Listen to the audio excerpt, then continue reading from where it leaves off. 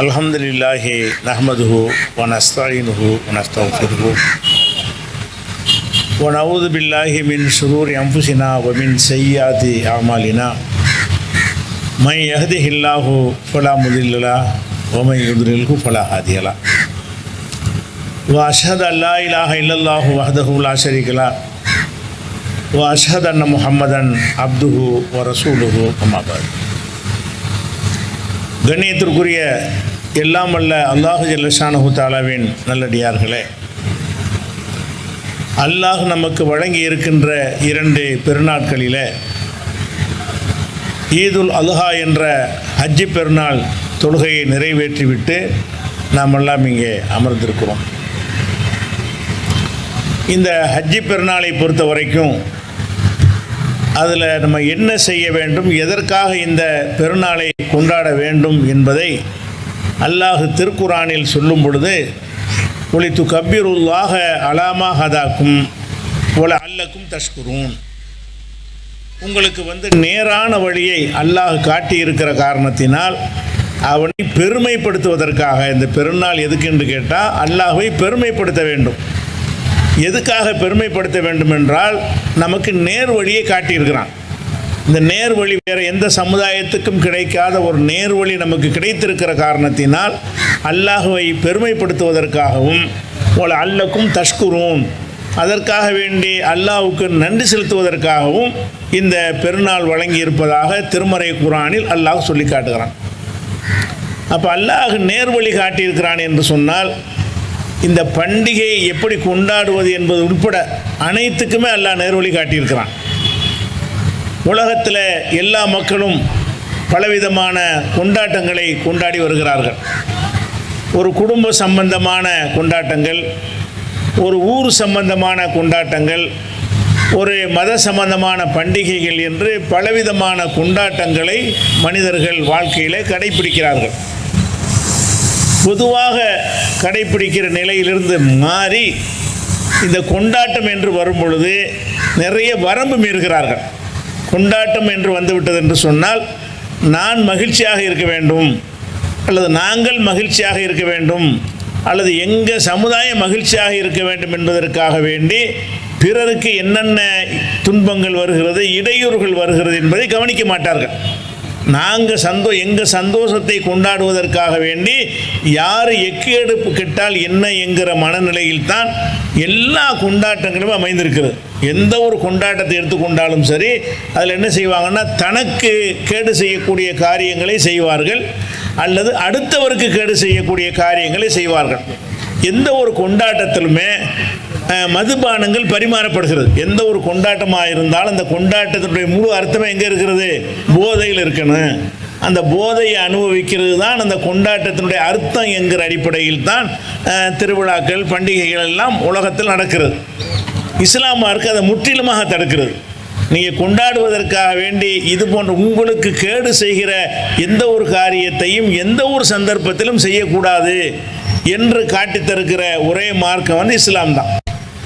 நமக்கு கேடு செய்வது மாத்திரம் இல்லாமல் பிறருக்கு கேடு செய்வது. கொண்டாட்டம் என்று வந்துவிட்டது என்று சொன்னால் வெடிகளை வெடிப்பார்கள். அந்த வெடிகளை வெடிப்பதன் மூலமாக நமக்கும் கேடு இருக்கிறது. நம்முடைய வீடுகள் குடிசைகள் எல்லாம் எரிந்து சாம்பலாகக்கூடிய நிலைமையும் ஏற்படுகிறது. உயிர் சேதங்கள் ஏற்படுகிறது. நம்முடைய பொருளாதாரமும் விரயமாக ஆகிறது. காற்று மாசுபடுகிறது. நகரமே குப்பை கூலமாக மாறிவிடுகிறது. இப்படி தெரிந்திருந்தும் கூட எனக்கு சந்தோஷமாக இருக்குது. எனக்கு சந்தோஷமாக இருப்பதற்காக வேண்டி யாருக்கு என்ன கேடு வந்தால் எனக்கு என்ன என்கிற மாதிரி தான் எல்லா விழாக்களும் எல்லா கொண்டாட்டங்களும் அமைந்திருக்குது. அப்போ கொண்டாட்டம் என்று வந்துவிட்டது என்று சொன்னால் பிறருக்கு என்ன செய்கிறது என்பது பிரச்சனையே கிடையாது. நான் சந்தோஷமாக இருப்பதற்காக வேண்டி யாரை வேண்டாலும் கஷ்டப்படுத்துவேன், யாருக்கு வேண்டாலும் தொல்லை கொடுப்பேன், யாரும் கேள்வி கேட்கக்கூடாது. இந்த ஒரு மனநிலையில் தான் எல்லா கொண்டாட்டங்களையுமே மக்கள் கொண்டாடி கொண்டிருக்கிறார்கள். ஆனால் இஸ்லாம் மார்க்கத்துடைய பண்டிகை எப்படி இருக்கிறது?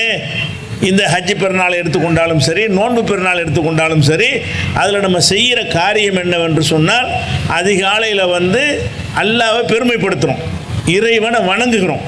கடவுளை வழிபடுகிறோம்.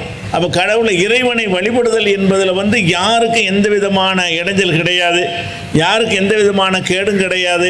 அப்போ அல்லாஹ்வை வழிபட்டு அல்லாஹ்வுக்கு நன்றி செலுத்தக்கூடிய ஒரு பக்தியை போதிக்கக்கூடியதாக இந்த இஸ்லாமிய பண்டிகைகள் இருப்பதை நீங்கள் பார்க்குறீங்க. அதுக்கு பிறகு நம்ம இப்போ இந்த பண்டிகையில் செய்யக்கூடிய காரியம் என்னன்னு கேட்டால் நல்லா சாப்பிடுவது. தொழுகிறோம், சாப்பிட்றோம். இதை தவிர இஸ்லாமிய பண்டிகைகள் ஏதாவது இருக்குதா? ஆடல் இருக்குதா? பாடல் இருக்கிறதா? கச்சேரி இருக்கிறதா? கரகாட்டம் இருக்கிறதா? குறவங்குறிச்சி டான்ஸ் இருக்கிறதா? இதெல்லாம் என்ன நன்மை? இதுகளை எல்லாம் கொண்டாட்டம் என்ற பெயரில் செய்கிறார்கள். இதனால் அது செய்கிறவர்களுக்கு என்ன நன்மை, மக்களுக்கு என்ன நன்மை? ஒரு நன்மையும் கிடையாது. செய்கிறவர்களுடைய பொருளாதார நாசமாகவும் பிறருக்கு வந்து என்ன செய்யும், பலவிதமான கேடுகளை ஏற்படுத்தும் என்பதை நம்ம பார்க்கிறோம். ஒவ்வொரு பண்டிகையும் கொண்டாடி முடித்த பிறகு இந்த சுகாதார அமைப்புகள் என்று உலகம் பூரா வைத்திருக்கிறார்கள். அந்த சுகாதார அமைப்புகள் என்ன செய்வாங்கன்னா, மறுநாள் வந்து ஒரு அறிக்கை வெளியிடுவார்கள். என்ன அறிக்கை? இன்றைக்கு வந்து காற்று இந்த அளவுக்கு மாசுபட்டு இருக்குது. ஒரு பண்டிகையை நம்ம கொண்டாடுறோம், கொண்டாடி முடித்த பிறகு பார்த்தோம் என்று சொன்னால் நேற்று இருந்த தரத்தில் இன்றைக்கு அந்த காற்று இருக்க மாட்டேங்குது. நேற்று எப்படி அந்த காற்று சுத்தமாக இருந்ததோ அந்த மாதிரி இல்லாமல் காற்று மாசுபட்டு போயிருக்கிறது. அந்த மாசுபட்ட காற்றை நம்ம சுவாசிப்பதனால் நமக்கும் கொண்டாடியவர்களுக்கும் சேர்த்து அது கேடு ஏற்படுகிறது என்று சொல்லக்கூடிய ஒரு காட்சியை நம்ம பார்க்கிறோம். அதே மாதிரி சில பண்டிகைகளை கொண்டாடும் பொழுது அரசாங்கத்திலிருந்து என்ன செய்வார்கள்னா, சில முன்னெச்சரிக்கை அறிவிப்புலாம் செய்வார்கள்.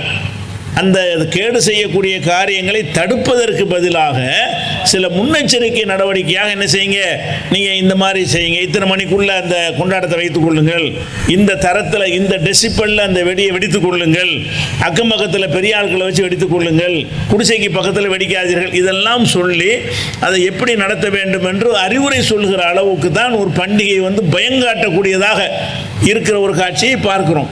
அதே மாதிரி சில கொண்டாட்டங்களின் போது இந்த பெயிண்ட்களை பயன்படுத்துங்கள், கொண்டாட்டம் என்கிற பெயரில் மைகளை அள்ளி வீசுகிறார்கள். நல்ல சட்டையை போட்டு ஒருத்தன் போவான், அவனுடைய உடம்புல என்ன செய்வாங்க, அந்த மையை பூசிடுவாங்க. கலர் பொடி வண்ணப்பொடிகளை தூவார்கள், வண்ண சாயங்களை பிச்சு அடிப்பார்கள். அந்த புது ட்ரெஸ்ஸு போட்டு வந்துக்கிறவனுக்கு தான் அதனுடைய வழி தெரியும்.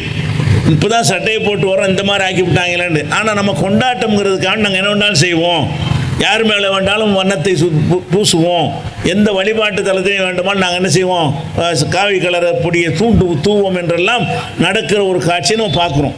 எந்த அளவுக்கு நடக்கிறது என்று சொன்னால், பள்ளிவாசல் வழியாக நீங்கள் வந்து அந்த கொண்டாட்டம் வருகிற காரணத்தினால் உங்களுடைய பள்ளிவாசலுக்கெல்லாம் நீங்கள் போர்வையை போர்த்தி கொள்ளுங்கள்.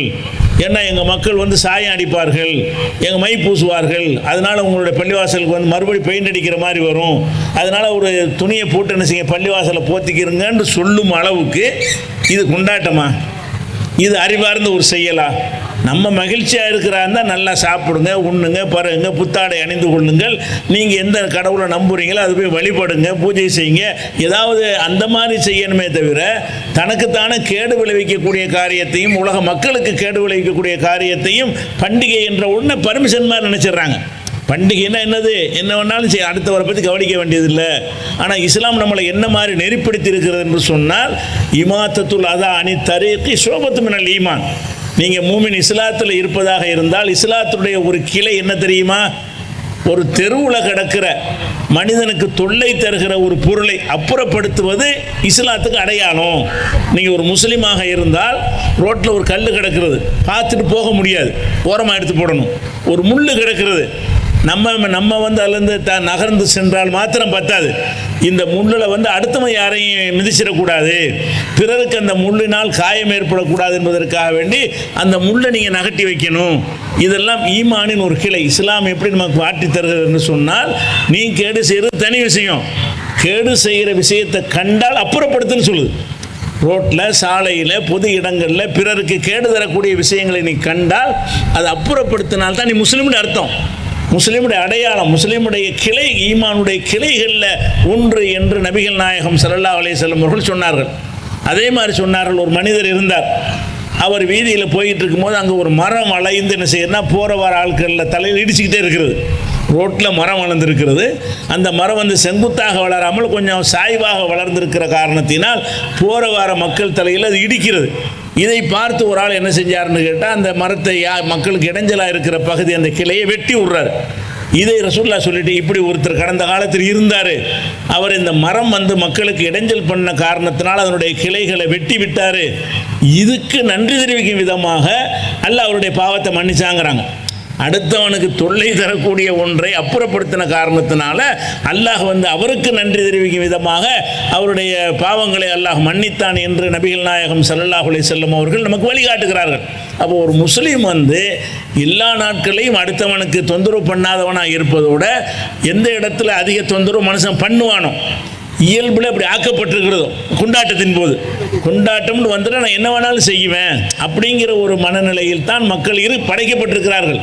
அது தப்பான ஒரு எண்ணம், அதை திருத்த வேண்டும், அவங்களுக்கு புரிய வைக்க வேண்டும். இந்த மாதிரிலாம் நீங்கள் செய்யாதீங்க, இதெல்லாம் நீங்கள் சந்தோஷமாக எவ்வளோ வேணாலும் எடுத்துக்கிறங்க. எந்த சமுதாயம் இந்த பண்டிகையின் போது நம்ம நடக்கிற மாதிரி நடக்க முடியலை அவங்களால. நம்ம பண்டிகை என்று சொன்னால் எந்த காற்றும் நாளைக்கு மாசுபடாது. நேற்று இருந்த காற்றுடைய அந்த தன்மை என்ன, இன்னைக்கு உள்ளது என்ன தெரியாது. வீதிகள் எல்லாம் குப்பை ஆகாது. எந்த நாளில் பெருநாள் அன்னைக்குன்னு தனியாக கேடுகள் ஏற்படாது. அப்போ அந்த மாதிரி நம்ம சிந்திச்சு பார்க்கும்பொழுது நமக்கு எவ்வளோ அழகான மார்க்கத்தெல்லாம் தந்திருக்கிறான்.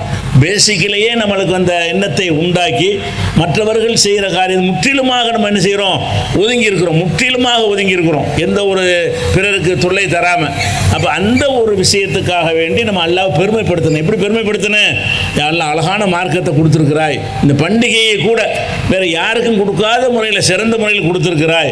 இந்த பண்டிகை வெளியிலேருந்து ஒருத்தன் பார்த்தான் என்று சொன்னால் என்ன அறிவார்ந்த பண்டிகை, எவ்வளோ அற்புதமான பண்டிகை. இதனால் யாருக்கும் இந்த முஸ்லீம்கள் இந்த பண்டிகை கொண்டாடுவதனால இந்துக்களுக்கு பிரச்சனை இல்லை, கிறிஸ்துவர்களுக்கு பிரச்சனை இல்லை, நாத்திகருக்கு பிரச்சனை இல்லை, எந்த மக்களுக்கும் எந்த ஒரு பிரச்சனையும் இல்லைங்கிற அளவுக்கு ஒரு பண்டிகை இருக்குமானால் அது அல்லாஹ்வுக்கு நன்றி செலுத்தத்தானே வேணும். இப்படிப்பட்ட ஒன்றை பெருமைப்படுத்த வேண்டும். உங்களுக்கு மழை ஆரம்பித்து விட்ட காரணத்தினாலையும் நீங்கள் போய் குர்பானி கொடுக்க வேண்டி இருக்கிற காரணத்தினாலையும் உரையை நான் இத்தோடு நிறைவு செய்து கொள்கிறேன். அஸ்ஸலாமு அலைக்கும் வரஹ்மத்துல்லாஹி வபரகாத்துஹு. இந்த தொழுகைக்கு பிறகு துவா ஏற்றுக்கொள்ளப்படுற என்று ரசூல் ஸல்லல்லாஹு அலைஹி வஸல்லம் சொல்லியிருக்கிறாங்க. முக்கியமான பிரார்த்தனைகள் இருந்தால் நீங்கள் அல்லாஹ்ட்ட துவா செஞ்சுட்டு கிளம்பி போங்க.